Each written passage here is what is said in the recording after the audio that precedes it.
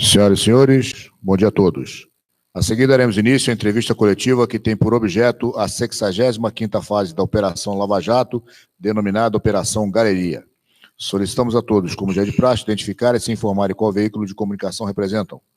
À mesa, apresentamos as seguintes autoridades: o Superintendente Regional da Polícia Federal no Paraná, delegado de Polícia Federal Luciano Flores de Lima, a delegada de Polícia Federal coordenadora da presente fase, Penélope Altomar Leme Gama, o procurador do Ministério Público Federal, Roberson Henrique Pozobon, o procurador do Ministério Público Federal, Ataíde Ribeiro Costa, e o auditor fiscal da Receita Federal, chefe do Escritório de Pesquisa e Investigação da 9ª Região Fiscal, Edson Chinia Suzuki. Com a palavra, o superintendente regional, delegado Luciano Flores de Lima. Bom dia a todos. Bom dia a todos. Hoje estamos deflagrando. Está sem áudio? E agora, como é que está aí, pessoal? Estão ouvindo? Melhorou? Qualquer coisa é só falar aí, então. Bom dia a todos. Na data de hoje, estamos deflagrando a 65ª fase da Operação Lava Jato no Paraná. Operação essa que conseguiu, nesta fase, demonstrar diversas provas, não só de corrupção, mas especialmente de lavagem de dinheiro por diversas de suas formas. Eu destacaria que a investigação que hoje é deflagrada é uma aula de lavagem de dinheiro para aqueles que querem entender as diversas formas que o crime organizado se utiliza para lavar o dinheiro, lavar os ativos, transformar recursos de origem ilícita em recursos com aparência lícita, mesmo que a organização demore bastante tempo para dar essa aparência, como de fato aconteceu, e se utilize de diversas formas, como neste caso foi verificado. Por exemplo, investimento e sobrevalorização de obras de arte, financiamento imobiliário fraudado em nome de terceiros, utilização de laranjas, transações financeiras no exterior, contas e ativos no exterior, tudo para tentar maquiar uma origem lícita, ocultar ativos das autoridades brasileiras e, assim, poder fazer uso de um recurso na casa de milhões que foram objetos de corrupção e de desvio de recursos públicos. Eu gostaria, em nome aqui da Superintendência da Polícia Federal, agradecer o empenho sempre presente do Ministério Público Federal, aqui representado pelos doutores Roberson e doutora Ataíde, os quais tiveram à frente dessa investigação.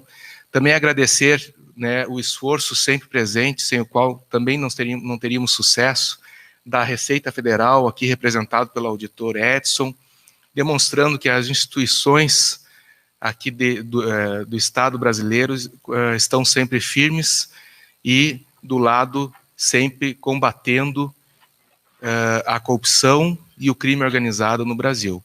E agradecer aqui a doutora Penélope, representando todos os investigadores da Polícia Federal, que mais uma vez se esforçaram para ter êxito em mais uma fase da Operação Lava Jato, que, como ela vai falar, obteve êxito, inclusive, nas buscas, encontrando objetos que, inclusive, foram descritos como necessários para serem apreendidos e a Polícia Federal conseguiu localizá-los na presente data. Tá bem? Então, eu passo agora a palavra para o Ministério Público Federal, começar pelo Dr. Roberson, que vai poder dar detalhes dessas investigações. Muito obrigado a todos.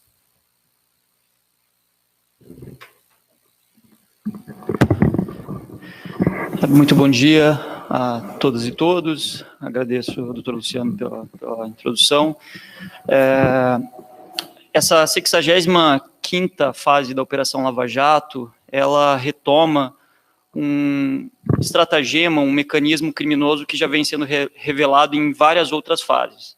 Então, desde o ano de 2014, quando deflagrada a primeira fase da Operação Lava Jato, temos visto os grandes esquemas de corrupção envolvendo o pagamento de propinas por agentes privados de grandes empresas em favor, por intermédio de operadores financeiros, doleiros, em favor de agentes públicos que ocupavam cargos de gerência ou diretoria em grandes estatais, que, por sua vez, também repassavam propinas aos agentes políticos que lhes mantinham no cargo.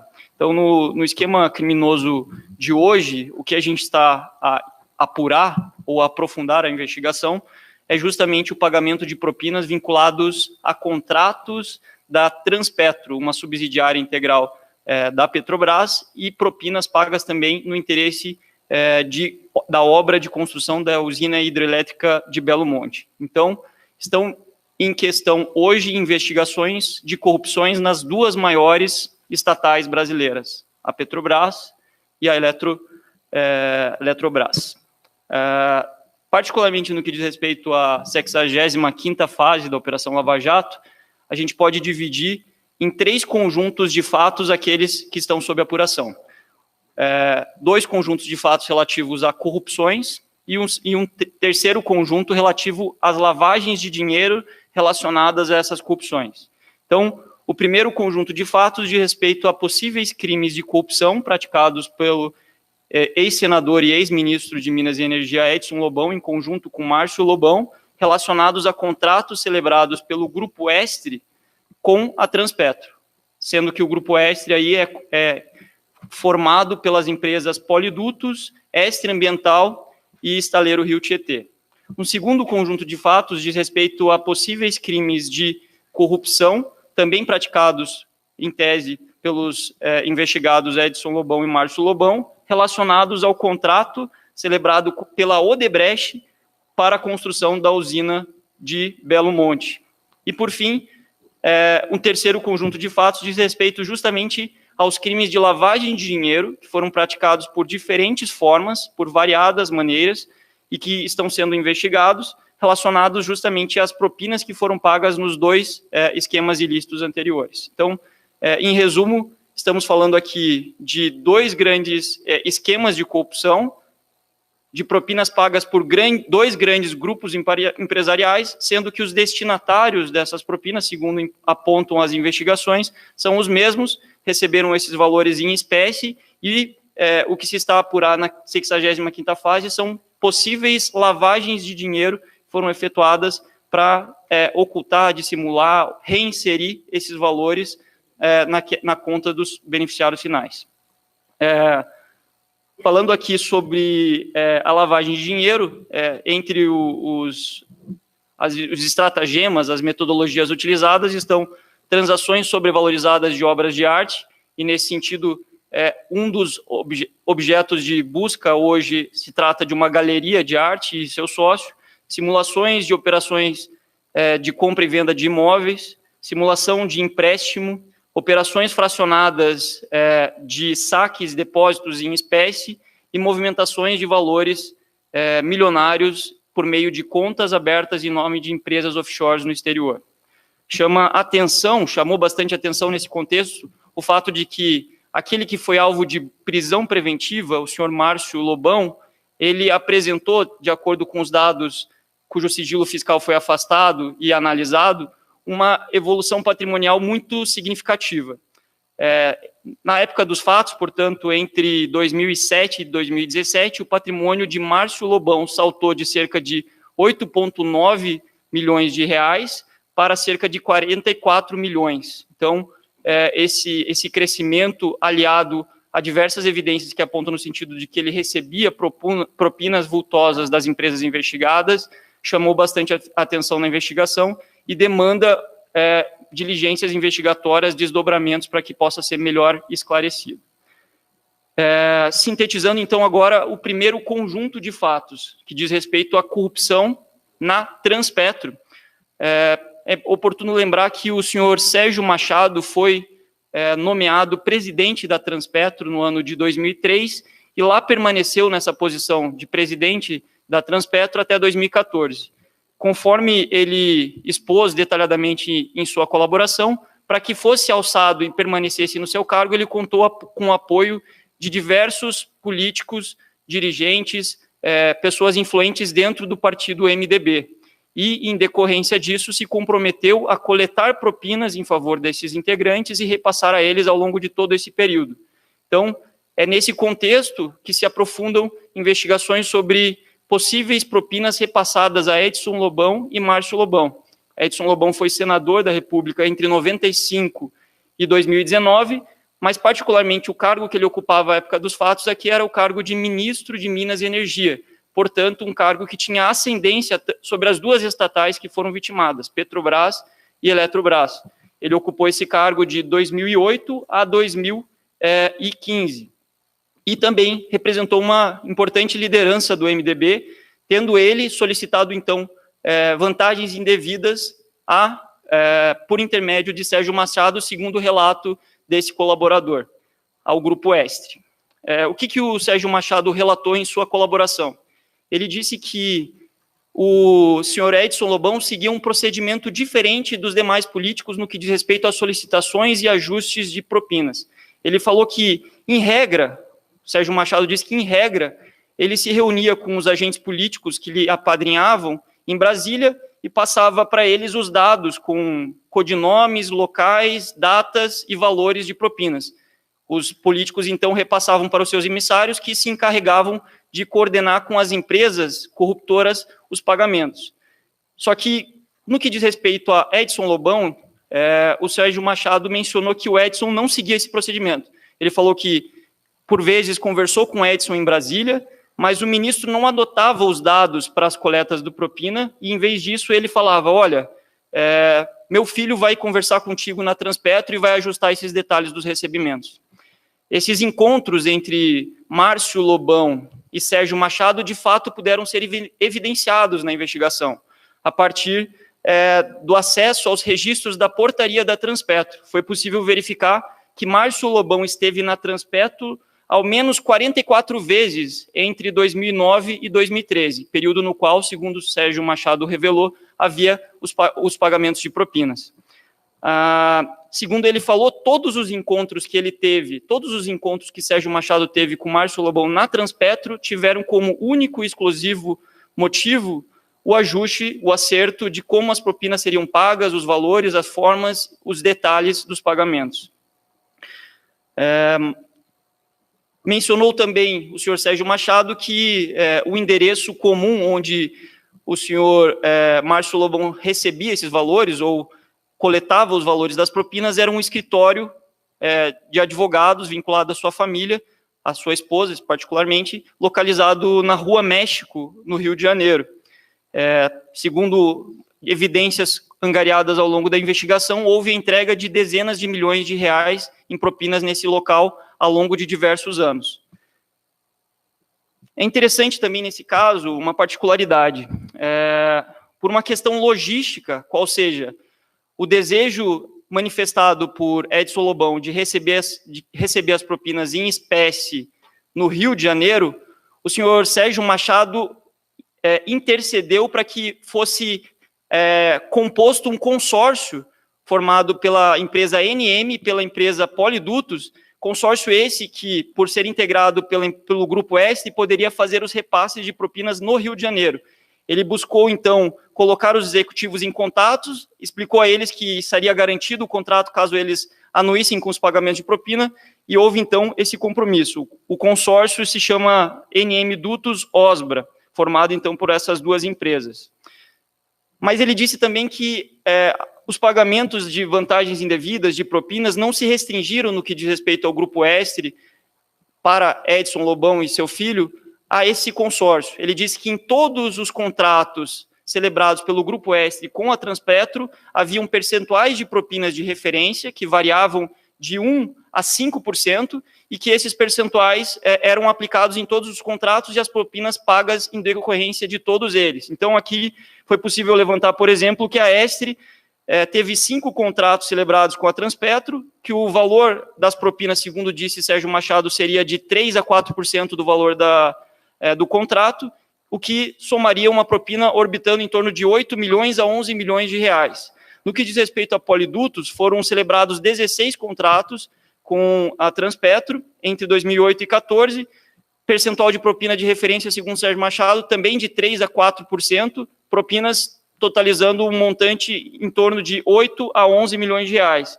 Consórcio NM Dutos Osbra, aquele feito sob medida para a entrega das propinas no Rio de Janeiro, segundo revelado pelo Sérgio Machado, tinha um quantitativo, um referencial de propinas muito elevado, que seria de 5,5% de propinas, o que gera um percentual, um valor estimado de propinas de 29 milhões. E, por fim, Estaleiro Rio Tietê, que era também uma outra empresa vinculada ao Grupo Estre. Segundo Sérgio Machado, celebrou 20 contratos com a Transpetro, o percentual de propina aplicado ali era de 1% a cada contrato, que levou a um pagamento a uma estimativa de propinas de cerca de 4 milhões.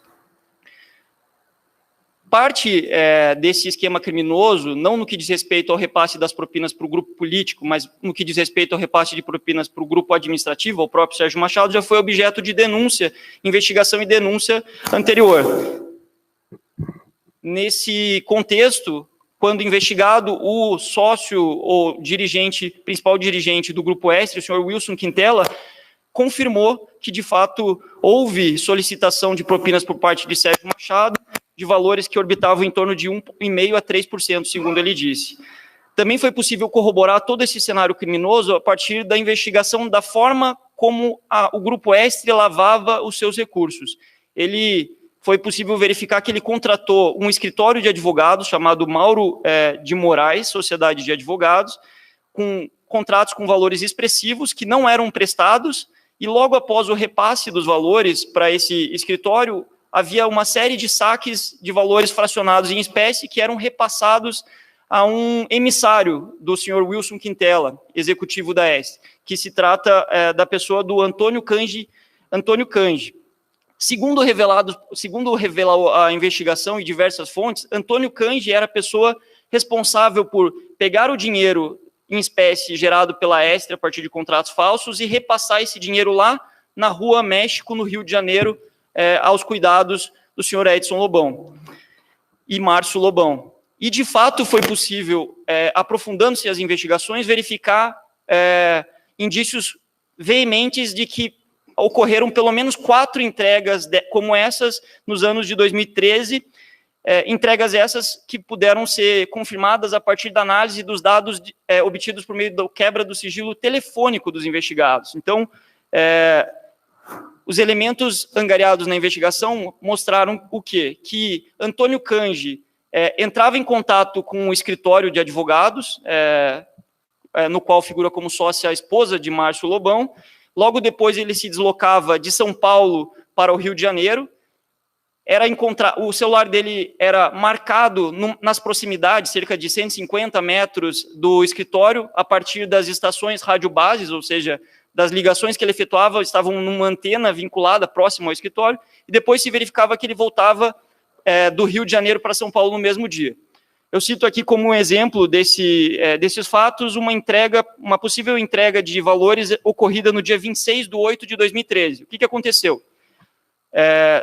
Nos dias seguintes. No dia 26/8/2013, o senhor Antônio Cange, entre o dia 26 e 28, ele efetuou 5 contatos telefônicos com o escritório de advogados em questão. Logo na sequência, no dia 28/8, entre as 12 horas e as 16 horas, o Antônio Cange se desloca de São Paulo para o Rio de Janeiro. No mesmo dia 28, só que aí às 16 horas da tarde, o Antônio Cange faz uma ligação que está vinculada a uma antena muito próxima do escritório. E no mesmo dia 28, às 18 horas, no fim da tarde, portanto, Antônio Cange está de volta em São Paulo. Essas idas e vindas trouxeram indícios veementes de corroboração das palavras dos colaboradores e das demais provas angariadas. Um segundo conjunto de ilícitos, como disse no início, diz respeito à corrupção envolvendo o contrato para a construção da usina de Belo Monte, que será explicitado pelo Dr. Ataíde. Bom dia a todos. Cumprimento os presentes, na pessoa do Dr. Luciano, que abriu os trabalhos. Em relação a Belo Monte, a investigação prossegue também nesse sentido, principalmente para localização dos ativos que estão ocultos em razão de crimes de lavagem de dinheiro. Nós recebemos, logo após a decisão do Supremo Tribunal Federal relativa à perda de foro do senhor Edson Lobão, o inquérito relatado pela Polícia Federal relativo às investigações de Belo Monte no que toca a pagamentos efetuados pela Odebrecht. Nessa investigação, percebeu-se que parte dos valores da propina ajustados foram efetivamente pagos e, por isso, foi promovida a denúncia e recebida a ação penal.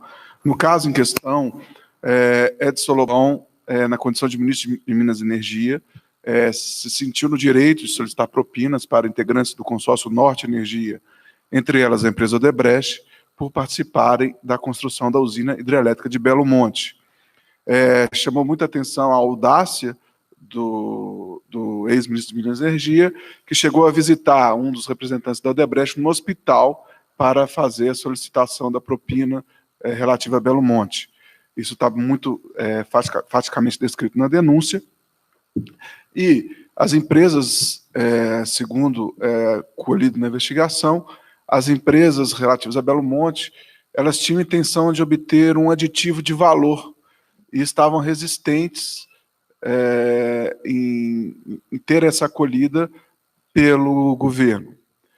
Foi em razão disso que todas as empresas, em especial a Odebrecht, que é objeto da ação penal, resolveram parar de pagar as propinas para Edson Lobão e Márcio Lobão. Isso gerou um incômodo entre o agente público e seu filho, e em 2014, Edson Lobão fez uma visita ao Odebrecht pedindo de forma veemente o retorno das propinas, e um dos diretores da Odebrecht aprovou o pagamento de mais um valor. Futuramente, depois disso, o aditivo pretendido foi realizado com as empresas que compunham o consórcio, construtor Belo Monte. O que chamou atenção é que o Márcio Lobão foi credenciado por seu pai para receber a propina, e tal como no caso da Transpetro, o Márcio Lobão tinha a função de passar o chapéu. Era ele o responsável por coletar os valores e também por gerenciar depois os valores e a sua ocultação. Nós percebemos por várias provas a constatação de que os valores foram pagos, a exemplo de relatórios de contabilidade paralela da Odebrecht no sistema Browsers.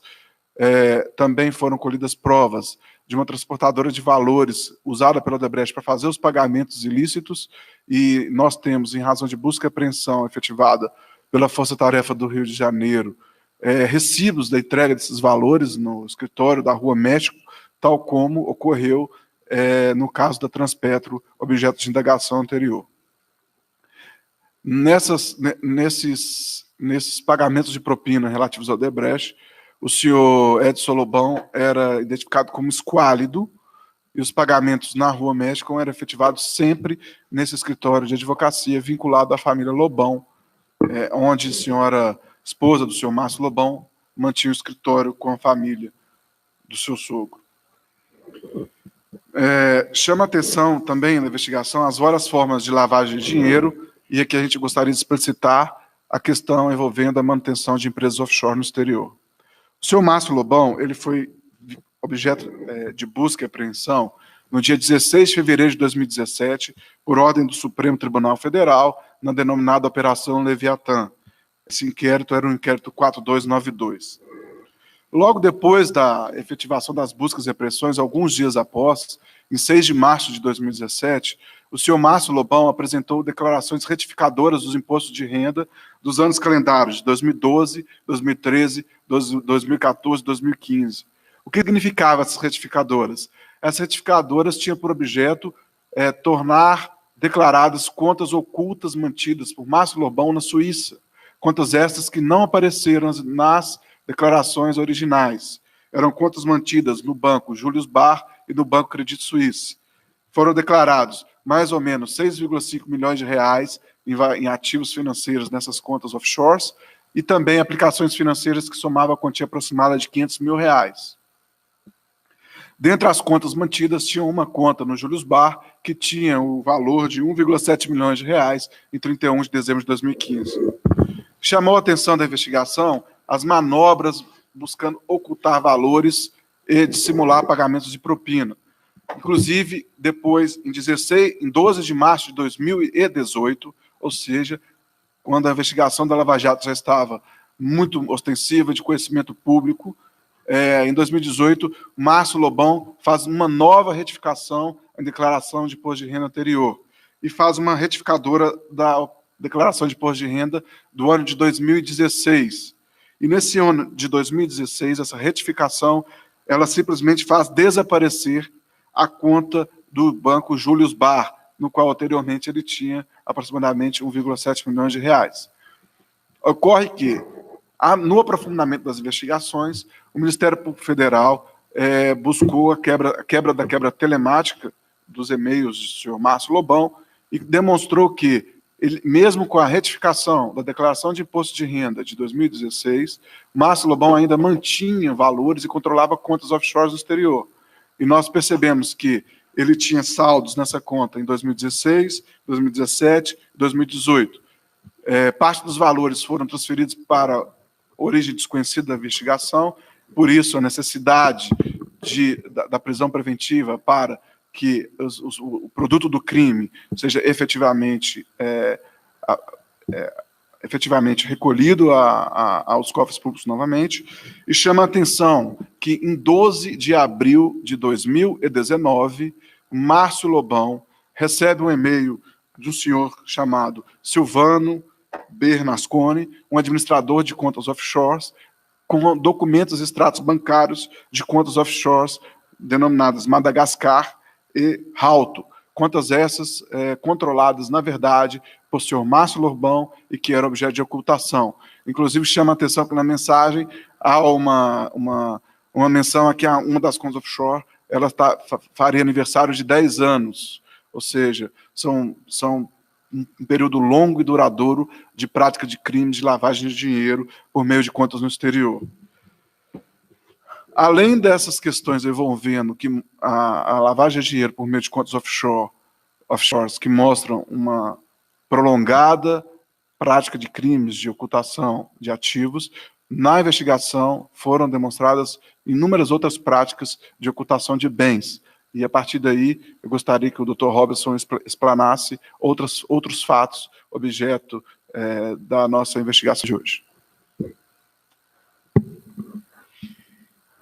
Então, como de fato mencionou o doutor Luciano no início desse ato, da coletiva, de fato essa investigação ela traz quase que um desafio ou um exemplo doutrinário de possíveis formas de se lavar dinheiro, com obras de arte, depósitos em espécie, empréstimos, operações no exterior, e em decorrência disso o que se busca hoje no cumprimento dos mandados de busca e as medidas cautelares executadas hoje é angariar novas provas que permitam colocar novas peças nesse quebra-cabeça.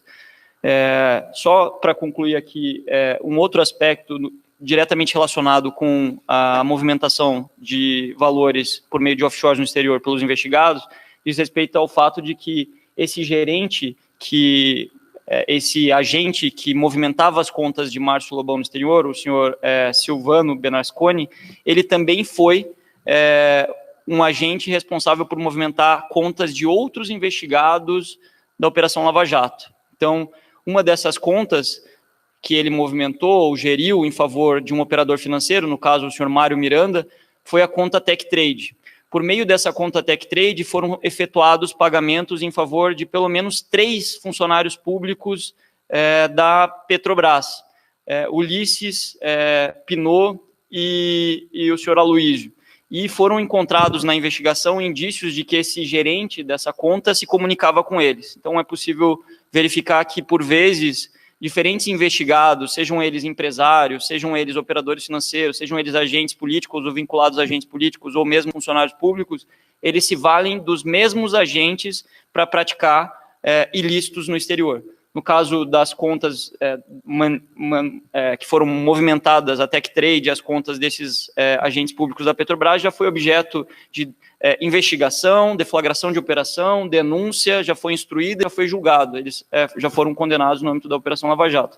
Hoje, esse agente, Silvano Bernasconi, ele é objeto de busca para ver se, porventura, a sua atuação não foi além do esquema anterior, do esquema de hoje, talvez ele tenha sido ainda maior. No que diz respeito às outras tipologias de lavagem ou formas de lavagem, são 1.001 formas, a criatividade dos investigados para lavar dinheiro realmente impressiona, e algumas deixam rastros maiores, outras deixam rastros menores, mas todas, cedo ou tarde, deixam rastros. E atrás desses rastros, desses vestígios que nós estamos. Uma delas, no presente caso, um conjunto de operações que se revela suspeita no contexto da investigação que estamos comentando, diz respeito ao fato de que foram feitos, à época dos fatos, entre 2008 e 2012, uma série de depósitos fracionados em espécie nas contas pessoais do senhor Márcio Lobão e de sua esposa, Marta Lobão. Cerca de 2.100.000 reais foram depositados por meio de 104 depósitos entre os anos de 2008 e 2012 nas contas dele. E chama atenção, dentre esses depósitos, um em particular realizado em janeiro de 2011, foi um depósito de 998 mil reais efetuado em dinheiro numa agência bancária no Brasil. Esse depósito foi efetuado ao tempo em que diversas empresas, segundo revelado por várias provas da investigação, estavam fazendo pagamentos de propinas em espécie ao senhor Márcio Lobão. Então, está aí um vestígio que pode corroborar uma série de outras provas da investigação. Chama atenção também, analisando um pouquinho mais detidamente esses depósitos em espécie, que não apenas foram feitos depósitos em espécie nessas contas, mas também foram feitos saques em espécie dessas contas. E alguns dos saques em espécie que foram efetuados nessas contas têm um interesse particular à investigação, como, por exemplo, saques que foram efetuados pela senhora Ruth Ribeiro da Silva, que exercia a função de ajudante parlamentar sênior do gabinete do senhor Edson Lobão entre os anos de 2015 e 2017. A investigação revelou que, em 29 de 3 de 2018 e 2 de 4 de 2018, essa senhora efetuou 2 saques em espécie, no montante de R$ 49.990 das contas geridas pelo senhor Edson Lobão em conjunto com a sua mãe, Nice Lobão. O próprio valor, dois saques de R$ 49.990 mil reais, já chama atenção. Mas o fato de que esses saques foram feitos logo depois da mudança de uma normativa do COAF torna a operação ainda mais suspeita. A partir de uma revisão, a partir da circular 3839, que entrou em vigor em 27 de dezembro de 2017, ou seja, cerca de 3 meses antes dessas operações, o COAF as instituições financeiras passaram a se tornar, passou a ser obrigatório das instituições financeiras informar saques em espécie efetuados em valor superior ou igual a 50 mil. Ou seja, ficou aqui claro que esses saques efetuados no valor de R$ 49.990 foram feitos nesse valor para possivelmente não chamar a atenção das instituições financeiras e para que não houvesse reporte deles à unidade de inteligência financeira, o COAF. Um outro conjunto de operações sobre a qual recai suspeitas de lavagem de dinheiro diz respeito à aquisição e venda de obras de arte. Particularmente no que diz respeito à investigação de hoje, chamou a atenção uma transação efetuada pelo senhor Márcio Lobão para adquirir uma obra de arte da artista Beatriz Milhazes. O nome da obra de arte é A Serpente e o Pássaro. Essa obra de arte, segundo declarado pelo senhor Márcio Lobão em sua declaração de imposto de renda, foi adquirida em 14 de 5 de 2014, da Periquita Artes, pelo valor de R$ 802 mil, tendo ainda um pagamento adicional de R$ 493 mil em favor da arte contemporânea, que teria intermediado a venda, conhecida popularmente como Galeria Fortes Vilaça. Ou seja, o custo total dessa obra declarado pelo senhor Márcio Lobão foi de cerca de R$ 1.295.000. O que chama atenção? Chama atenção o fato de que ele declarou isso em seu imposto de renda, mas verificando o sigilo verificando as informações bancárias obtidas mediante o afastamento do sigilo das suas contas, não foi possível verificar transferências compatíveis com essa aquisição de obra de arte. A única transferência que foi possível verificar ao tempo foi uma transferência no montante de R$183 mil para a arte contemporânea. Não foi possível verificar transferências para Periquita Artes, não foi possível verificar transferências de mais de R$1 milhão. Isso em si, num contexto em que várias provas indicam que ele recebia valores em espécie de propina, já seria suspeito.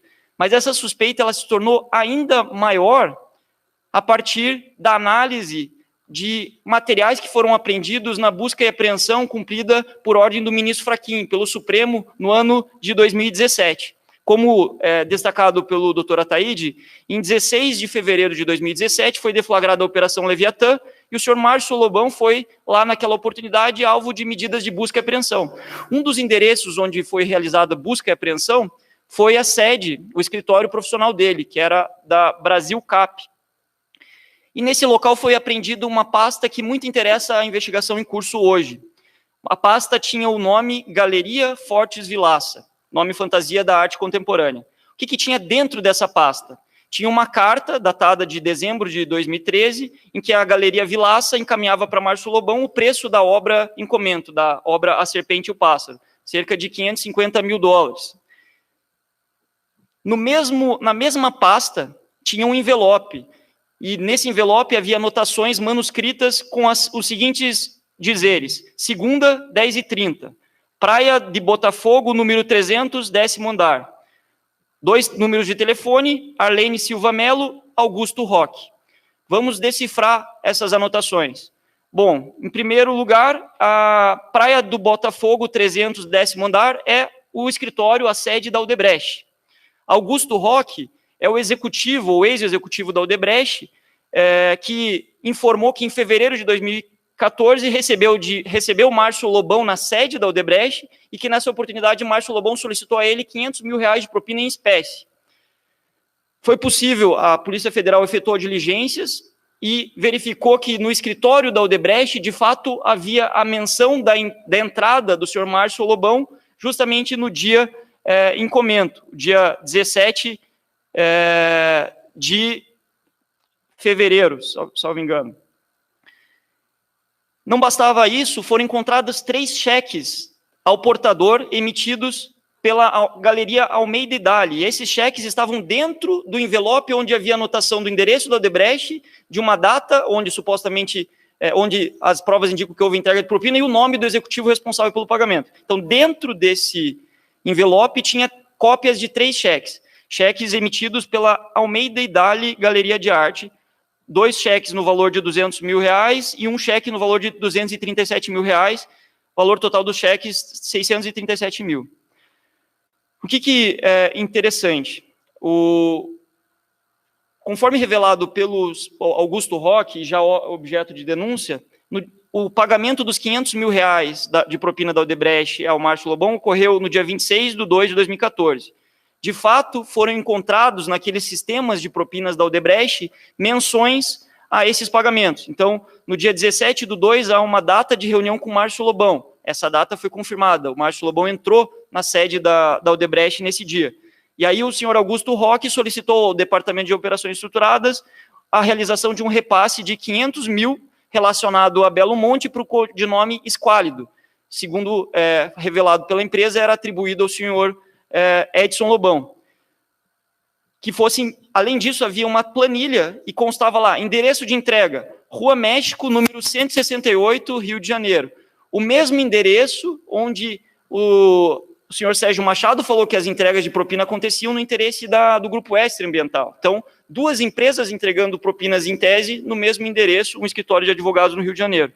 E também esse pagamento para fechar toda a linha do motivo, a circunstância, a forma, o local e o valor, ele estava atribuído na planilha de propinas da Odebrecht à obra UHE Belo Monte, construção da usina hidrelétrica de Belo Monte. Então, todas essas provas, elas mostram uma primeira etapa da propina, indicam que necessita ser investigado um possível fornecimento de valores em espécie por Márcio Lobão para a Galeria de Arte, que em contrapartida lhe deu cheques não nominais ou seja, Márcio Lobão poderia preencher o nome de qualquer um ali para utilizar esses cheques e que eles poderiam ser utilizados, então, para a aquisição da obra de arte. Para fechar esse circuito, ou seja, para que não ficasse um pagamento da galeria sem que houvesse a contrapartida, foi localizado transações de obras de arte com valores que chamaram bastante atenção, justamente nesse dia. Então, o que foi verificado? Que o senhor Márcio Lobão, em 16/9, no dia 10/4 de 2014, ou seja, a época dos fatos, ele vendeu uma obra de arte de Milton Costa, que foi adquirida por ele em junho de 2009, por R$45 mil. Ele declarou ter vendido pela essa galeria de arte em abril de 2014 por R$850 mil. Ou seja, ele declarou uma valorização dessa obra de arte de 1.788%. O artista não faleceu, não havia um motivo aparente para essa supervalorização da obra de arte, a não ser o fato de que havia necessidade de dar uma justificativa, uma aparência para um aporte que vinha sendo feito pela galeria em favor do investigado. Aconteceu essa mesma conduta com uma outra obra de arte que foi comprada por 120 mil no ano de 2003 e vendida por 500 mil no mesmo dia. Isso, suspeitas sobre a aquisição da obra de arte A Serpente e o Pássaro. Mas há outros indícios de que isso pode ter acontecido com outras obras de arte. E eu cito dois desses possíveis indícios. O senhor Márcio Lobão declarou em sua declaração de imposto de renda ter adquirido uma obra de Irã do Espírito Santo em 2009 por R$21 mil e declarou ter vendido essa obra em 2018 por R$85 mil, 297% de sobrevalorização. E também declarou ter adquirido uma obra de Ivan Serpa em dezembro de 2010 por R$45 mil e ter vendido essa obra em dezembro de 2015 por R$850 mil. Os mesmos 1.788,89% de sobrevalorização. Então, aqui temos indicativos robustos de que podemos estar aqui investigando operações de lavagem de dinheiro por meio da venda e aquisição de obras de arte. Uma segunda tipologia, uma terceira, desculpa, na verdade quarta, né? Estamos falando de offshores no exterior, depósitos e saques em espécie, obras de arte. Agora, a quarta diz respeito a uma transação imobiliária que chama muita atenção. Trata-se de uma aquisição que foi feita por Márcio Lobão de um apartamento em fevereiro de 2013, na Avenida Atlântica, no Rio de Janeiro. Ele declarou ter adquirido um apartamento por R$4 milhões. Em 20 de fevereiro de 2013. O dinheiro que ele utilizou para adquirir esse apartamento foi oriundo de uma venda de um imóvel em Brasília, pelo valor de R$2.950.000 para a empresa Hightech Construções. Empresa essa de propriedade de seu irmão, Luciano Lobão. O que chama a atenção na sequência dessa transação? Houve a venda, ou ele declarou a venda do imóvel por R$2.900.000 para a empresa do irmão, e no ano de 2017, depois da deflagração da operação Leviatã pelo Supremo, ele declarou que o seu irmão, e não mais a empresa, deu em pagamento esse imóvel por um empréstimo que ele tinha feito no ano de 2015. Então, foi possível constatar que o imóvel nunca saiu do nome no registro imobiliário do senhor Márcio Lobão, sempre esteve no nome do senhor Márcio Lobão. Ele passou a declarar que houve um empréstimo que emprestou dinheiro para Luciano Lobão no ano de 2014, só que não declarou isso no ano de 2014, não declarou isso no ano de 2015, não declarou isso no ano de 2016. Foi declarar por meio de uma retificadora após a deflagração da operação sob ordem do Supremo. E aí falou que emprestou para Luciano Lobão cerca de R$3.100.000. Consultando os dados bancários afastados por ordem judicial do senhor Márcio Lobão, não foi possível verificar qualquer transferência dele para o irmão. Então, aqui o que estamos a apurar é se de fato essa operação ocorreu ou se não foi ela também uma forma de incorporar valores recebidos em espécie em um esquema criminoso dentro da economia formal, com aparência de legitimidade e legalidade, para que o patrimônio paulatinamente fosse aumentando. E aí, todos esses indicativos se reforçam, como disse no início, pelo fato do salto patrimonial do investigado ter ocorrido entre 2007 e 2017, de 8 para 44 milhões de reais. Acho que seriam esses os aspectos da denúncia. Peço desculpas pela extensão, mas as operações, elas, de fato, chamam atenção pela complexidade e fico à disposição para esclarecer qualquer detalhe. Alô? Ok. Como bem expresso, bom dia a todos. Receita Federal está participando novamente dessa fase com 18 colegas, né, nos 3 polos, né, Rio, São Paulo e Brasília. E como bem frisou o doutor Robertson, doutor Ataíde, por parte da Receita foi interessante, e é interessante a gente verificar quão magnífico, ou quão espantoso foi a forma que ele utilizou, né? Se a Receita visse apenas as retificações de imposto de renda, não iria chamar atenção, porque a pessoa pode retificar as declarações em qualquer momento, mas se a gente vê no contexto da investigação, dados do Ministério Público Federal, dados da Polícia Federal, que corroboram, que trazem novas informações, a gente vê a utilidade do trabalho conjunto.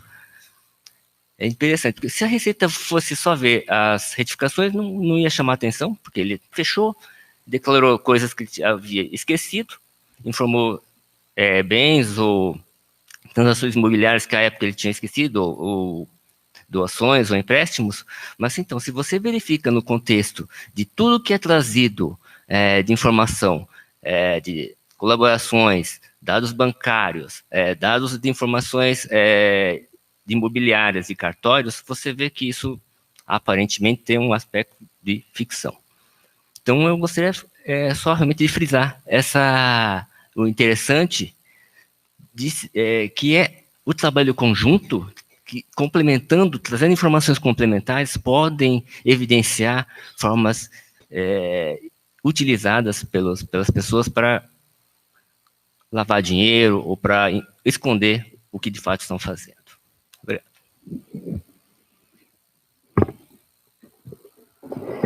Bom dia a todos, e foi justamente essa reunião de elementos, né, que nos possibilitou a deflagração da Operação Galeria no dia de hoje. Considerando os aspectos destacados pelo Dr. Robertson, pelo Dr. Ataíde, nós tínhamos em mente a busca de elementos específicos, visto que, tanto na tipologia da corrupção quanto na lavagem de dinheiro, para a caracterização dos delitos, há elementos próprios. Então, a partir do que havia sido destacado pelo Dr. Robertson, a 13ª Vara da Justiça Federal aqui em Curitiba expediu os mandados. E a escolha justamente das cidades de São Paulo, Rio de Janeiro e Brasília se deveu justamente a lugares de interesse da atuação dos alvos. As empresas que teriam sido objeto, fontes, né, da propina em questão, já são investigadas aqui em outros inquéritos da Polícia Federal. Se destaca também que foram as residências e houve buscas em empresas também. O Dr. Robertson havia pontuado, né, esse aspecto de serem várias as tipologias. Então, se a gente considerar, além da própria corrupção, se nós considerarmos a questão da lavagem de dinheiro, foram vários focos. Obras de arte, imóveis, movimentação de valores para o exterior, documentos relacionados a transações ao portador também. As equipes que reuniram 66 policiais federais que foram deslocados para essas 3 cidades, na parceria com os nossos colegas 18 auditores que integraram as equipes, foram compostas também por peritos, além de agentes, escrivães e delegados da Polícia Federal. Nesse sentido, essa visão integral está sendo, né, porque não foram todos os alvos que tiveram a busca terminada, está sendo de grande importância. A atividade da Polícia Federal é bastante específica nessa data de hoje, visto que os mandados expedidos pela Justiça Federal vieram bastante detalhados no tocante aos objetos que seriam de interesse. Nesse sentido, os colegas registraram já a relação, ou foram encontradas mais de 100 obras de arte. Algumas delas têm valores que ultrapassam R$1 milhão. Os senhores muito provavelmente vão perguntar o que vai ser feito com essas obras de arte, né? Num primeiro momento, isso nós havíamos conversado, inclusive, com o Dr. Robertson, e a questão é, aquelas que haviam sido identificadas e estão constantes da ordem judicial, elas são objetos de apreensão. Outras, que precisam de diligências complementares, no sentido de que se sejam relacionadas ou não aos tipos investigados, estão sendo todas relacionadas e fotografadas, para que se haja um registro. Então, além das obras de arte, as equipes reportaram em ter encontrado vários documentos relativos a imóveis, não só aqui no Brasil, mas também no exterior. Foram encontrados títulos ao portador, títulos de grande valor também, que sugerem uma possibilidade de lavagem de dinheiro também. Mas vejam bem, como o Dr. Robertson mesmo pontuou, esses elementos que nós estamos colhendo nessas diligências realizadas são peças do grande quebra-cabeça, né, Dr. Robertson? Então, vão ser necessárias outras diligências no sentido de reunir informações complementares no sentido da confirmação ou não. Essa questão do superfaturamento das obras de arte nos chamou bastante atenção, e com as informações inicialmente reunidas, porque os valores foram expressivos, né? Obras de arte tinham um valor, de repente elas são negociadas com valores muito maiores, chegando a ponto de 300% a mais. Acho que hoje em dia nenhuma aplicação rende tão bem, né? 1.700, aquele outro caso, né? Então, realmente, esse pode ser um nicho importante, né, de avaliação na investigação da lavagem de dinheiro. Então, retomando as informações mais específicas, como eu havia comentado, são 66 policiais federais. Os mandados expedidos pela Justiça Federal da 13ª Vara foram 11, sendo que foi um mandado de prisão preventiva que também já foi cumprido, e o alvo desse mandado de prisão cumprido vai ser trazido aqui para a Superintendência do Paraná. Acho que é isso, então. Reforçando o que eu passei aos senhores agora, antes do início dessa coletiva, só para reforçar, né? Ao final não haverá o conhecido como quebra-queixo, e pedir a gentileza também dos senhores, na hora de fazerem suas perguntas, lembrarem-se que são referentes a esta fase, 65ª fase da Operação Lava Jato. Ok?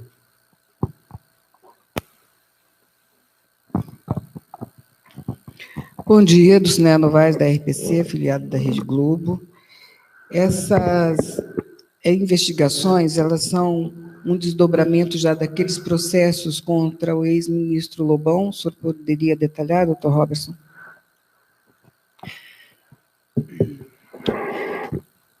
Nesse caso, a gente tem dois conjuntos de fatos sob investigação, né? Um conjunto de fatos cuja investigação iniciou-se aqui na Lava Jato, em Curitiba, diz respeito ao caso envolvendo o Grupo S. Na verdade, ambas as investigações elas tiveram desdobramentos de colaborações premiadas, né? Então, a investigação das propinas que foram pagas no interesse das obras da Transpetro pelo Grupo S, a investigação ela surgiu, teve o seu pontapé inicial com a colaboração do Sérgio Machado.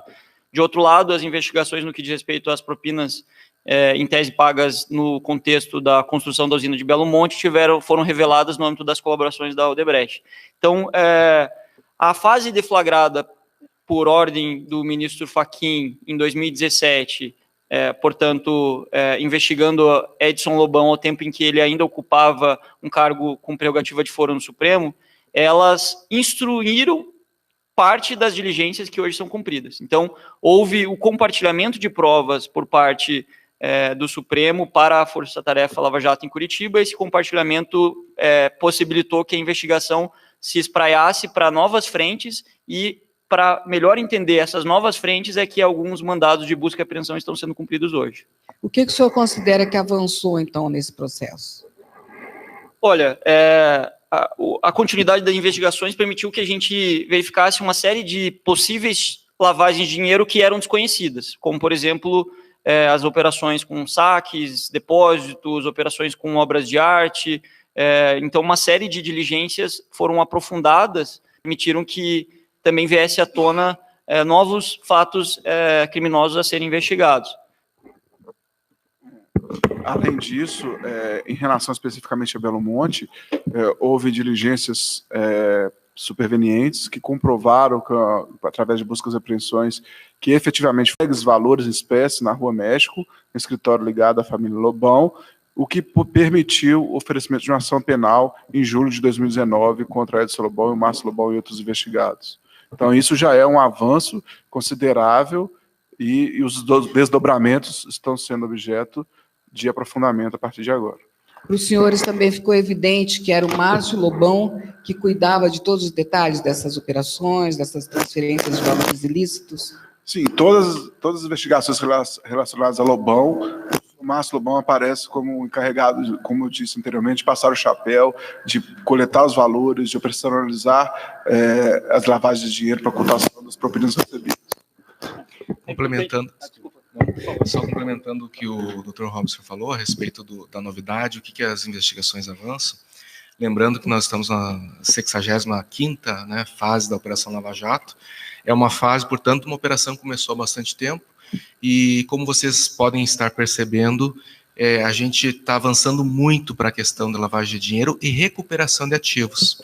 Então, às vezes, além dos novos crimes que foram descobertos, estão sendo comprovados, e os investigados que podem até estar já respondendo por algum dos crimes agora passam a responder sobre outros que eram desconhecidos. O ponto mais positivo, na nossa opinião, é poder trazer aos cofres públicos de volta o prejuízo que essas organizações criminosas descobertas pela Lava Jato causaram ao Brasil. E assim, esses recursos que hoje estão sendo apreendidos na forma de obras de artes, de veículos, de joias, de dinheiro em espécie, podem ser leiloados, por exemplo, em se tratando de obras de arte, e o recurso ser utilizado pelo Brasil nas diversas formas de recuperação social, diversas recuperação de toda a verba que hoje a gente está vendo fazer falta em diversas áreas do nosso Estado. Só para acrescentar, talvez para ilustrar, é interessante como, às vezes, uma investigação ela começa a partir de uma colaboração premiada, por exemplo, com um colaborador falando, olha, eu, na condição de diretor, presidente da estatal tal, determinei que o executivo X da empreiteira tal repassasse propinas em espécie para o agente político X. E isso, em tese, não possibilita a responsabilização da pessoa, ela precisa, é necessário uma série de investigações para verificar se esse relato, ele de fato condiz com a realidade, se é necessário investigar todo o entorno dessa transação para verificar se outros elementos de prova, objetivos, outras pessoas, todas essas provas indicam que de fato aquilo aconteceu. Então, nesse caso, só para que você tenha uma ideia da dificuldade e da complexidade de uma investigação como essa, houve deflagrações de medidas de busca e apreensão, houve afastamentos de sigilo do telefone, para ver como e quando e onde os investigados se comunicavam. Houve afastamento de sigilo telemático, para ver os e-mails entre esses investigados. E foi a partir desse afastamento telemático, cumprido nesse ano, que, por exemplo, a gente conseguiu ver comunicações de Márcio Lobão com o seu gestor financeiro de contas offshore no exterior, falando, olha, tem X em tal banco, vamos fazer o quê? Vamos repassar para tal. Então, nos mostra a atualidade do caso. Não bastasse isso, houve afastamento do sigilo fiscal dos investigados, pessoas físicas e jurídicas. E aí se buscou verificar se o que eles informavam para o Estado, para a Receita, condizia com o que, de fato, trafegava nas suas contas bancárias. E a gente começou a ver fraturas expostas. Opa, ele declarou isso, mas isso não aconteceu na prática. Opa, ele declarou aquilo, mas, na verdade, quem fez isso foi outro agente. Então, e aí, o que era, no começo, uma única hipótese, a empresa X pagava propina para o agente político Y, traz diversas outras hipóteses, diversas outras indagações que precisam ser respondidas. Algumas delas a gente consegue com êxito, a partir de buscas, novas medidas, elucidar, e outras, infelizmente, pelo tempo que foi decorrido, pela complexidade da operação, pela própria natureza de uma lavagem de dinheiro que serve a apagar vestígio, infelizmente não se tem provas o suficiente para tomar medidas judiciais. Mas, como disse o doutor Luciano, o compromisso de todas as agências, o Ministério Público, da Receita, da Polícia, de todos aqueles que trabalham na Operação Lava Jato é identificar todas essas lavagens, rastrear todos esses valores, estejam eles no Brasil ou no exterior, tentar recuperar eles para que o erário seja em larga medida ressarcido. Marina Protasiewicz, do canal 21. Eu queria que vocês falassem a respeito dos valores. 50 milhões correspondem aos esquemas envolvendo os contratos com a Transpetro, com a Odebrecht, enfim, com todas essas empresas, e o restante da lavagem de dinheiro que corresponde ao montante de pagamento feito, né, em espécie, enfim, com outras questões, acresce esse valor de 50 milhões, ou esses 50 milhões já contabiliza todo o montante movimentado, tanto pelo Edson quanto pelo Márcio? Dentro daquela linha de ser esse um caso interessante de estudo de lavagem de dinheiro, é interessante a gente relembrar que a lavagem de dinheiro ela acontece tanto por meio da dissimulação das vantagens ilícitas, quanto por meio da ocultação das vantagens ilícitas, da sua natureza, da sua origem, quanto também por meio da sua reintegração. Então, uma coisa é você repassar a propina, e outra coisa é você fazer com que essa propina seja reinserida formalmente de forma que possa ser utilizado pelos alvos. Então, na presente fase, se investiga ambos os fatores, tanto os repasses, e aí o repasse simples da propina não configura lavagem de dinheiro, é uma corrupção, é o pagamento de uma propina ajustada, mas quando esse repasse se dá por meio de artifícios, subterfúgios, ele pode configurar também uma lavagem, e às vezes acontece em sucessivas camadas de lavagem de dinheiro para que aquele valor seja reinserido nas contas, no patrimônio dos envolvidos. Então, os 50 milhões, eles dizem respeito a uma aplicação de um percentual de propina que foi revelado pelos colaboradores, no caso do Grupo S e contratos da Transpetro, sobre o valor dos contratos. Então, estima-se, a partir do que os colaboradores falaram, o senhor Sérgio Machado falou, olha, a propina era de 1 a 5,5%. Aplicando esse percentual, que variava de acordo com a empresa do Grupo S, ao valor do contrato que eles tiveram com a estatal, se chega a cerca de 50, 55 milhões de reais de propina. Parte desses valores, nós conseguimos rastrear os repasses e estamos aqui aí investigando já camadas de lavagem de dinheiro, né? E no caso de Belo Monte, o doutor Ataíde pode explicar melhor? Em relação a Belo Monte, o consórcio Norte Energia era composto por 16 empresas. Até o momento foi oferecida uma denúncia que já com substanciação penal de parte desses valores que são relativos a 2,8 milhões. Então, é uma estimativa, essa questão de 50 milhões de reais, mas é uma estimativa concreta em cima de percentuais declarados de propina ajustados. Pedro, do G1. Primeiro, só queria confirmar algumas informações. A respeito desse aumento de patrimônio de 8 para 44 milhões, eu queria confirmar se os valores, o período que foi constatado esse aumento, e se esse valor foi declarado, esse valor, ou como é que chegou a esse valor. Confirmar também se o ex-ministro Edson Lobão foi alvo de busca, e no que diz respeito às cerca de 100 obras de arte que foram encontradas, elas foram encontradas na galeria, na casa do Márcio Lobão, nos dois locais. Enfim, detalhar um pouco mais sobre essas obras de arte.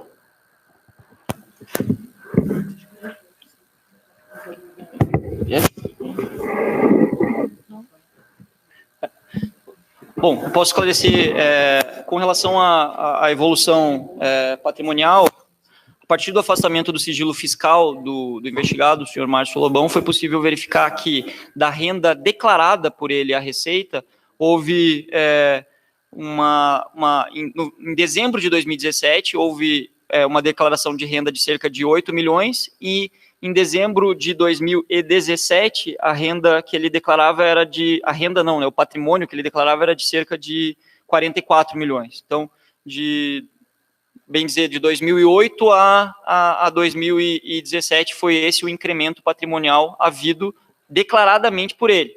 Então, é necessário dizer que algumas das contas, como o doutor Ataíde já destacou, encontradas no exterior, não estavam sendo declaradas. Então, e também existem diversos investigados falando que repassavam valores em espécie para ele. Então, não é descabido imaginar que pode ter ele ocultado da sua renda declarada também alguns valores.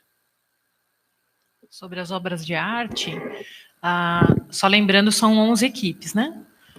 E, segundo os chefes, o reporte dos chefes, houve o encontro de obras de arte tanto no Rio de Janeiro quanto no Distrito Federal. Em números especificamente, eu vou poder repassar a vocês um pouco mais tarde, porque as equipes ainda estão diligenciando, né, ainda estão fazendo a relação, arrecadando, né, os objetos, e daí eles vão ter condições de nos passar com mais precisão esse número total. Mas observe-se bem, não significa que todo esse contingente de obras de arte seja fruto de ilícito, né? Então, justamente por isso, a gente ressalta, na verdade, que outros elementos vão precisar corroborar a origem e a transação com essas obras de arte para a gente poder falar, não, essa aqui é ou essa aqui não é, tá? O ex-ministro não foi objeto de medida de busca? Não houve nem mandado de busca, nenhum mandado à Justiça Federal da 13ª Vara expediu em relação ao ex-ministro. Eu queria só fazer uma parte, aproveitando a questão sobre as obras de arte, para compartilhar aqui a dificuldade que se tem ao investigar lavagem de dinheiro com obras de arte. Obras de arte são bens únicos. Seu valor intrínseco é o valor da arte. E muitas vezes esse valor ele não é economicamente auferível. O valor de uma obra de arte só é auferível quando ela é vendida. Então, o que torna muito difícil de você precificar a sobrevalorização ou não de uma transação, quanto aquela obra de arte de fato vale, a não ser em casos em que há, por exemplo, sobrevalorização de 1.700%, coisas que fogem completamente ao senso comum. Então, um trabalho que vem sendo feito no âmbito da Operação Lava Jato, em parceria do Departamento Técnico-Científico da Polícia Federal, em parceria com o Museu Oscar Niemeyer, nos casos em que a apreensão de obra de arte, não apenas que se faça o restauro, a guarda e, em alguns casos, a exposição da obra de arte, até que seja dada uma destinação a ela, mas também, em alguns casos, se busca aferir economicamente o valor dessas obras de arte, o que é bastante caro para uma investigação de lavagem de dinheiro, porque, como disse, obras de arte são bens de difícil avaliação e, não bastasse isso, muitas vezes são transacionadas completamente à margem de qualquer registro formal. Para se comercializar uma obra de arte, basta que o vendedor transfira a obra, o objeto, o quadro, por exemplo, para o adquirente e um certificado de propriedade. E muitas vezes, a menos que eles declarem isso em sua declaração de imposto de renda, isso passa completamente fora dos radares das autoridades. Então, buscas e apreensões também em investigados que podem ter lavado dinheiro com obras de arte também são relevantes para se verificar se todas as obras que eles possuem estão declaradas. E se há uma lacuna em relação às obras que possuem as obras declaradas, por que essa obra não foi declarada? Lhe pertence, mas não foi declarada? Então, aí há também uma possibilidade de ocultação de valores num esquema criminoso. Bom dia, André, do Valor Econômico. Eu queria perguntar o seguinte, um fato que chamou a atenção é o fato de o Márcio Lobão ter cobrado propina no hospital. Eu queria que vocês esclarecessem, dessem mais detalhes sobre esse acontecimento, quem foi a pessoa que estava no hospital, quando aconteceu, de que forma se deu. E uma segunda pergunta, que foge da operação de hoje, mas não posso deixar de fazer, é sobre o novo Procurador-Geral da República, Augusto Aras. Eu queria saber o seguinte, ele convidou a procuradora Danelon, lá da Lava Jato de São Paulo, para compor a equipe. Queria saber se esse é um aceno à Lava Jato, na opinião de vocês, e quais são as preocupações do Ministério Público em relação à nomeação do novo procurador. Obrigado. Em relação à indicação do novo Procurador-Geral da República, a Lava Jato e vários colegas do Ministério Público Federal, associados da Associação Nacional dos Procuradores da República, independente da pessoa, o nome do indicado, sempre batalharam pela nomeação pela lista, em razão da independência do Ministério Público Federal e do costume constitucional de se indicar um Procurador-Geral da República que compunha a lista. O presidente fez a sua escolha e agora será objeto de sabatina no Senado.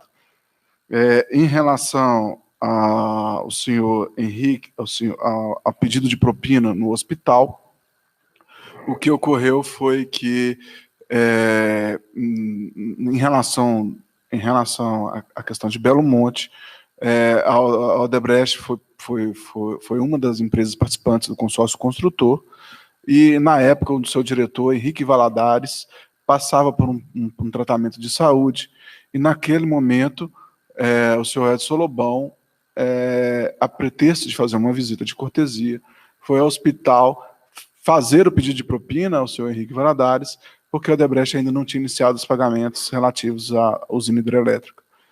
A partir daí, o senhor Henrique Valadares credenciou que o senhor Edson Lobão procurasse um outro diretor da Odebrecht, porque ele estava impossibilitado de dar seguimento a esses assuntos em razão das questões de saúde. Esse fato consta da ação penal e foi objeto de narrativa da denúncia. Essa visita deve ter ocorrido em meados de 2011, 2012. Eu tentei levantar aqui, mas eu comecei a responder e eu posso até certificar aqui e passar para vocês. Kátia, da Folha. Em relação ao Edson Lobão, né, vocês comentaram que não há nenhum pedido em relação a ele nessa operação. Mas, pelo que eu entendi, a lavagem de dinheiro, isso que justificou a prisão do Márcio, ela ocorria até esse ano. Então, por que não há nenhuma medida em relação ao Edson, se essa lavagem de dinheiro era em relação aos dois? As investigações apontaram a necessidade de cautelaridade em relação ao senhor Márcio Lobão, porque ele era a pessoa que estava fazendo as operações em nome do pai. Nós fizemos as medidas com base em evidências, com base em elementos necessários, e a partir daí o Ministério Público, a Polícia Federal, a Receita, tomam as decisões acerca dos pedidos que serão realizados à Justiça. Então, não se vislumbrou a necessidade de outras medidas cautelares além das que foram efetivadas hoje. Só um adendo, é importante destacar que cumprimentos de operações, medidas cautelares, sejam elas de prisão ou busca e apreensão, elas nada têm a ver com a responsabilização dos eventuais criminosos que praticaram corrupções ou lavagem de dinheiro. Em sendo constatada a prática dos crimes de corrupção, lavagem de dinheiro, em sendo da atribuição da Lava Jato em Curitiba processar esses ilícitos, as medidas serão adotadas nas esferas respectivas. Então, é importante diferenciar o momento de coleta de prova, e aí a questão é buscar evidências que possam responder às incógnitas que surgiram ao longo da investigação, e, depois de obter essas evidências, processar nas esferas cabíveis aqueles que delas participaram. Então, são duas esferas diferentes e, por vezes, não coincidentes. Mas, só para entender direito, o mandado de prisão do Márcio é motivado pelas lavagens que ocorreram, teoricamente, atualmente? É um conjunto de fatores, né? Creio que a gente pode trazer alguns desses fatores. O fato dele ter participado por um longo período, conforme evidenciam as provas angariadas ao longo da investigação de ilícitos graves, ou seja, um período que vai desde pelo menos 2008 a 2014 na coleta de valores em espécie e se estende até 2019 com a manutenção de valores no exterior, com a venda aparentemente sobrevalorizada de obras de arte. Tem uma daquelas obras de arte que referi anteriormente foi vendida em dezembro ou novembro de 2018. Então, as condutas, elas continuaram. Não bastasse, então, a gravidade concreta dos fatos, a extensão, o fato de que a gente está falando aqui de duas estatais, de pelo menos 2 empresas, todo esse conjunto probatório mostra a necessidade, seja para a garantia da ordem pública, seja para a garantia da aplicação da lei penal, do decreto de prisão. E, nesse sentido, foi a decisão judicial da 13ª Vara Criminal de Curitiba. Não tem relação com a operação, mas é minha obrigação perguntar, em relação à Receita Federal, matéria de hoje da Folha, que apagou dados anteriores de acesso aos dados de investigados da Lava Jato, em relação ao Ministério Público, que pediu arquivamento do inquérito sobre escutas na PF, né, que o Magno Xavier cita como de forma abrupta e antecipada, das investigações sobre as escutas, e em relação à PF, os relatórios de gravação das interceptações do Lula, por que eles não vieram a público e só a gravação em relação a ex-presidente Dilma? Com relação a perguntas que não digam respeito diretamente à 65ª fase da Operação Lava Jato, eu solicitaria que você entrasse em contato com a Fernanda, nossa assessora de imprensa, e a gente pode, na sequência, conversar. Bom dia. Bom dia, Paulo, da KTV, afiliada à TV Cultura. Dr. Robertson, queria que o senhor destacasse o momento que o senhor fala a criatividade que impressiona nas investigações. Seria só apenas por conta das obras de arte? Na verdade, a criatividade está no artifício que, por vezes, os investigados utilizam para que o Estado tenha grande dificuldade em diagnosticar, mapear e encontrar provas, evidências dos ilícitos praticados, né? A criatividade nada tem a ver com a arte, na verdade, o fato é uma deturpação da utilização de um objeto de arte quando alguém o utiliza para lavagem de dinheiro. Não deveria ser jamais essa a finalidade de uma obra de arte, que, como disse, tem um valor intrínseco, artístico, e que deve ser preservado.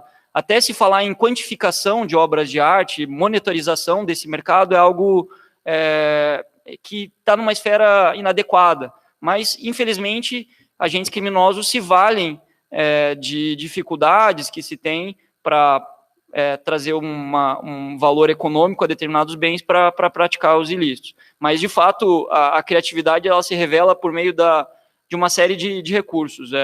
Celebração de contratos falsos, depósitos em espécie, simulação de empréstimos, repasses no exterior, constituição de empresas em nomes de offshores. É interessante até se vocês forem resgatar o nome de algumas dessas offshores, são nomes, às vezes, com uma dose de sarcasmo, a gente vê não raros casos. Então, é um levantamento até interessante de se fazer, por exemplo, o nome das offshores constituídas por diversos investigados da Lava Jato. Tem vários nomes de offshores que são um verdadeiro assinte às autoridades públicas.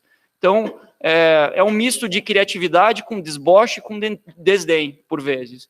E o importante é que esses fatos têm vindo à tona, esses ilícitos, embora bastante complexos, com uma dificuldade de investigação bastante grande, eles, cedo ou tarde, são descobertos, provas são obtidas sobre eles, e os agentes que participaram dessas lavagens têm sido levados à responsabilização.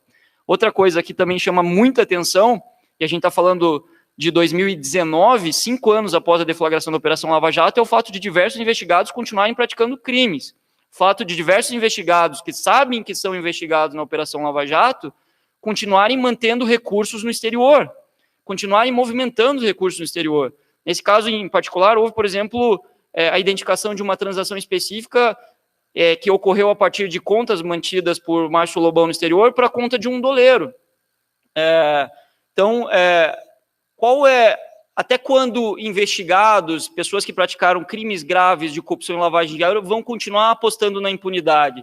Será que não seria o caso deles tomarem a frente e revelarem esses ilícitos antes que o Estado obtenha as informações por via própria? Né? Essa é uma questão que a gente permanentemente se coloca no âmbito da operação, porque estamos falando de 5 anos de Operação Lava Jato, e ainda estamos falando de crimes do ano corrente, né?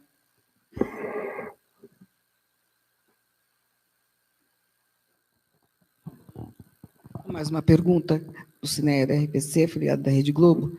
Qual é o exemplo mais gritante nessa análise dos valores de compra e venda das obras de arte?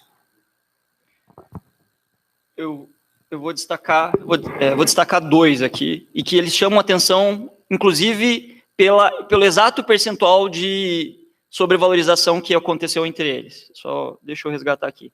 Então, uma das obras de arte que foi vendida foi a obra de arte do senhor Milton, do artista Milton da Costa. Ela foi adquirida pelo Márcio Lobão em junho de 2009, pelo valor de R$45 mil. E foi vendida no dia 10/4 de 2014 por R$850 mil, ou seja, percentual de valorização de 1.788,89%. Peço para que gravem esse valor, porque foi exatamente esse o valor de sobrevalorização que foi declarado pelo senhor Márcio Lobão ao vender a obra de arte do artista Ivan Serpa, que foi adquirida por ele em dezembro de 2010 por R$45 mil e vendida em dezembro de 2015 por R$850 mil. São duas alienações de obras de arte declaradas em que houve uma sobrevalorização de um lucro de R$684 mil no caso das duas obras. Isso é bastante significativo. Exatamente o mesmo valor de sobrevalorização. As duas obras ele declara ter adquirido por R$45 mil, uma em 2009 e outra em 2010, e declara ter vendido uma em 2014 e outra em 2015 por 850. Então, nas duas obras, ele informou a Receita ter tido um lucro com as transações de R$684 mil em cada uma, ou seja, mais de R$1 milhão em duas obras. Ainda precisa ser avaliado pericialmente essas obras, quantificado, buscado uma análise pericial, mas os valores saltam aos olhos e o percentual da valorização também. 1.788% de valorização, mais exatamente 1.788,89%. Só uma última pergunta, doutor. Em relação a esses agentes, e existem diversas outras empreiteiras que, segundo as investigações apontam, também podem ter efetuado repasses aos investigados, mas aí em relação a elas, a investigação continua. Essas operações até ilícitas, até 2019, foram até agora, mês de agosto, setembro, até quando exatamente? 2019 é a manutenção, né, dos recursos no exterior. Então, segundo foi afirmado pelos agentes aqui que colaboraram com a Justiça, os repasses teriam ocorrido de 2008 a 2014, mas aí o que a gente verificou aprofundando a investigação é que há indícios fortes de possíveis crimes de lavagem de dinheiro sendo praticados depois disso e se estendendo até o ano de 2019. Você citou essas duas obras com essa sobrevalorização, mas teve outras obras que foram identificadas, né? A gente tem como ter esse valor de quanto foi identificado de suspeita de lavagem de dinheiro a partir da aquisição e venda de obras de arte? Você tem como passar esse valor? Eu posso passar via Ascom na sequência, está na peça do Ministério Público e na decisão judicial, mas depois a gente passa os valores certinho, com datas e sobre os quais recaem suspeitas. Lembrando aqui que é preciso ainda verificar o que foi apreendido na busca e apreensão, analisar essas evidências, inclusive pelo corpo pericial. Ainda o que existe hoje são suspeitas, né, para que a gente tenha os desdobramentos das medidas subsequentes, a gente ainda precisa trabalhar, em resumo. E dos valores totais que vocês passaram do recebimento de propina, tanto do Márcio quanto do Edson Lobão, que já se tem conhecimento. A gente tem uma separação assim, de quanto que a estimativa de propina recebimento de um e de outro, ou é o valor total que a gente está trabalhando, aquele valor de 50 milhões, e, enfim, você tem uma estimativa de separação desse valor por pessoa? Não tem essa dentro do clã familiar ali, não tem essa divisão. Bom dia, Ângelo da Band News FM. Vocês comentaram que, diferentemente de outros, tem algum motivo especial em relação a isso? Essa propina beneficiava exclusivamente Edson Lobão e sua família, ou também outros agentes públicos ou políticos ligados ao MDB?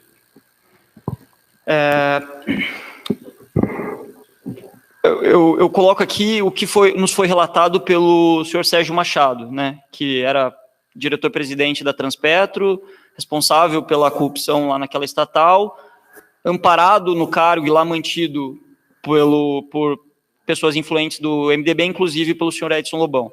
Ele disse que quando o Edson Lobão assumiu o Ministério de Minas e Energia em 2008, ele recebeu uma forte pressão para que aumentasse os valores dos repasses de propina. Ele falou, olha, Edson Lobão me chamou em Brasília, eu fui a Brasília e falou, ó, preciso de mais. Ele falou que queria receber mais propinas. E, segundo Sérgio Machado falou, essas propinas teriam que ser repassadas em espécie aos cuidados do seu filho no Rio de Janeiro. Para que Sérgio Machado conseguisse atender a esse pedido do então senador e ministro de Minas e Energia, ele buscou empreiteiras que tinham a capacidade operacional de entregar propinas em espécie no Rio de Janeiro. E uma delas, com a qual ele já trabalhava ilicitamente, era justamente o Grupo S, formado lá pela S Ambiental, Polidutos e Estaleiro Rio Tietê.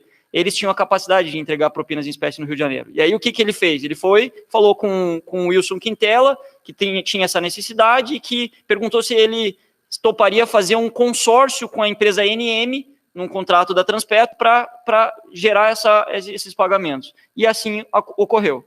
O porquê eles queriam receber as propinas no Rio de Janeiro não foi explicitado, talvez seja até um fator de conveniência, haja vista que os investigados possuíam endereço no Rio de Janeiro. O escritório da família da esposa do senhor Márcio Lobão era situado justamente no Rio de Janeiro, o local onde se entregavam as propinas era esse, então talvez tenha sido uma razão de conveniência.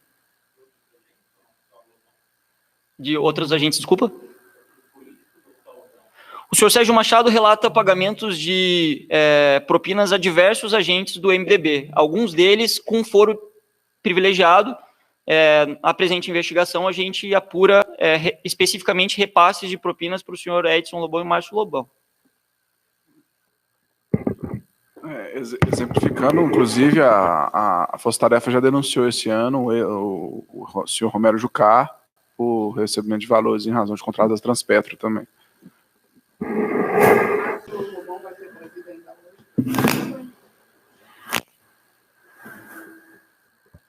Certo, pessoal? Neste momento, então, encerramos a presente entrevista coletiva, que teve por objeto a 65ª fase da Operação Lava Jato, Operação Galeria. Bom dia a todos.